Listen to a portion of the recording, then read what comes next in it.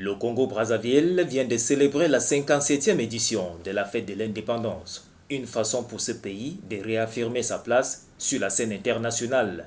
Et nous pensons qu'aujourd'hui, le Congo vient de célébrer son indépendance et jouit de toute sa liberté. Et nous sommes très heureux d'avoir assisté à ce défilé militaire qui était très beau et nous pensons qu'aujourd'hui, notre pays vient encore d'affirmer sa place dans la scène internationale. Cette édition arrive au moment où le pays fait face à une crise financière, mais on reste optimiste.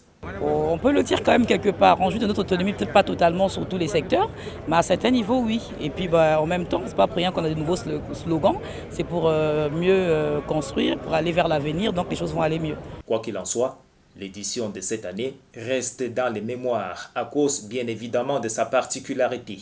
Brazzaville a repris son habit et son habitude en ce qui concerne le défilé et après qu'on ait clôturé les fêtes tournantes, y compris les municipalisations accélérées.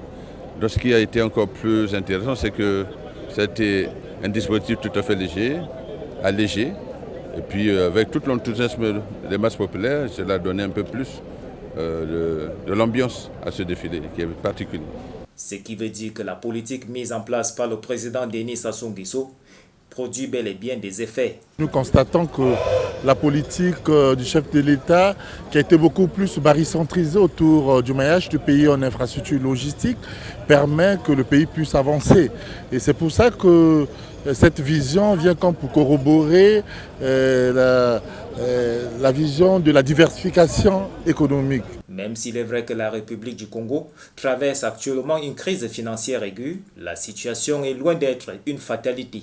Malgré toutes les situations qu'on a traversées, mais on peut constater que le pays a fait des progrès. Ce qui est sûr et certain, c'est que le chef de l'État actuel a réussi le pari d'une gouvernance basée sur le respect de la nouvelle constitution.